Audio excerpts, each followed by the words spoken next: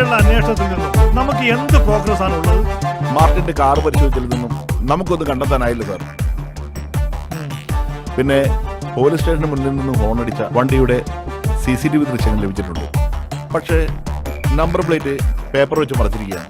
Police സ്റ്റേഷന് മുമ്പിൽ വരുന്നതിന് അരമണിക്കൂർ മുമ്പ് കൊലപാതകം നടന്ന സ്ഥലത്തിനടുത്തുള്ള പെട്രോൾ പമ്പിന്റെ CCTVയിൽ ആ വണ്ടി കാണുന്നുണ്ട് സാർ. മാർട്ടിന്റെ സർവീസ് ഹിസ്റ്ററി വളരെ മോശമാണ് സാർ. പലതവണ പനിഷ്മെന്റ് ട്രാൻസ്ഫർ ലഭിച്ചിട്ടുണ്ട്.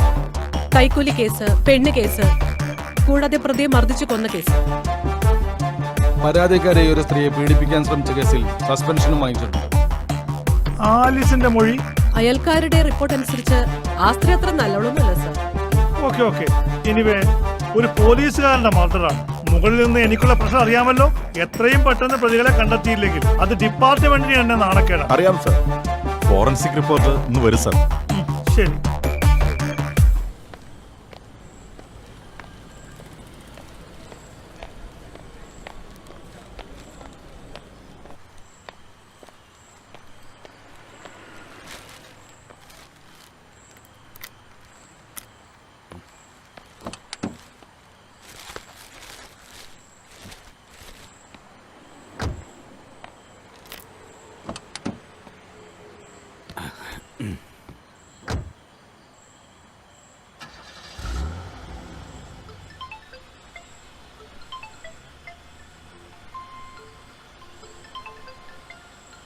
ഹലോ സുമേ, എവിടെ ഇപ്പോ?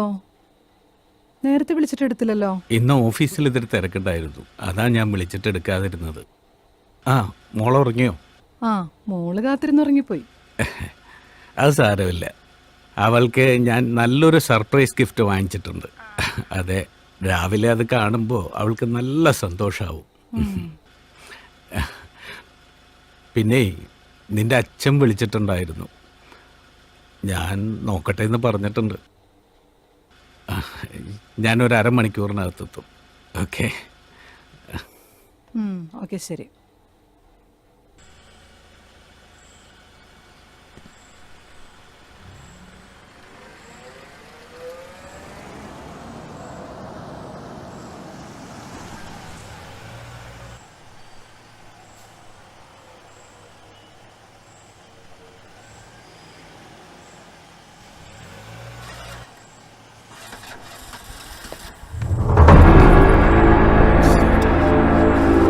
സാറേ,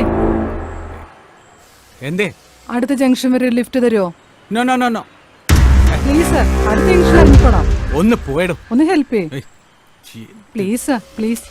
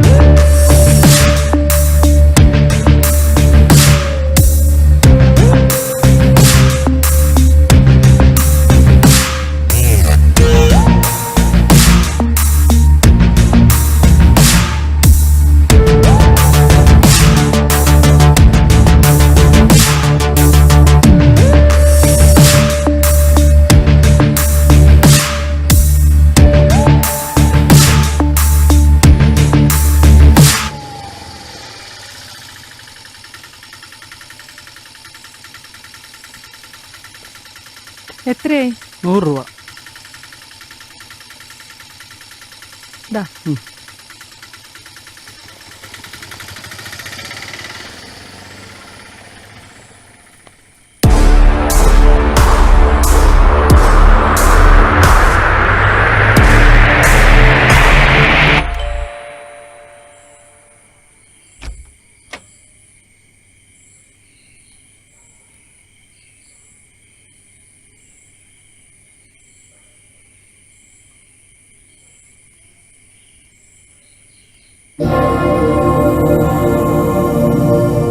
അത് ശരി.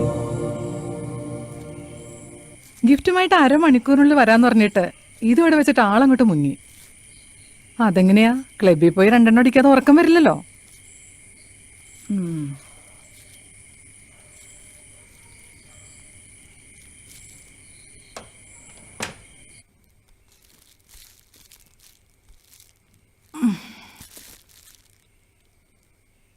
എന്താണാവോ സർപ്രൈസ് ഗിഫ്റ്റ്?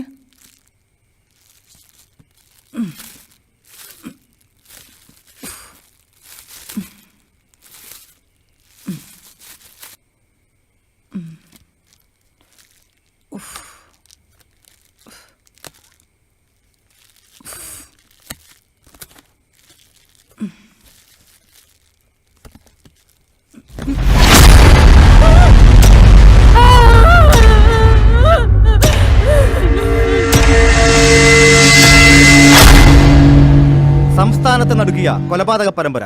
ഒരാഴ്ച മുൻപ് സബ് ഇൻസ്പെക്ടർ മാർട്ടിൻ കൊല്ലപ്പെട്ട അതേ രീതിയിൽ ഇന്നിതാ ഒരു അഭിഭാഷകൻ കൂടി കൊല്ലപ്പെട്ടിരിക്കുന്നു.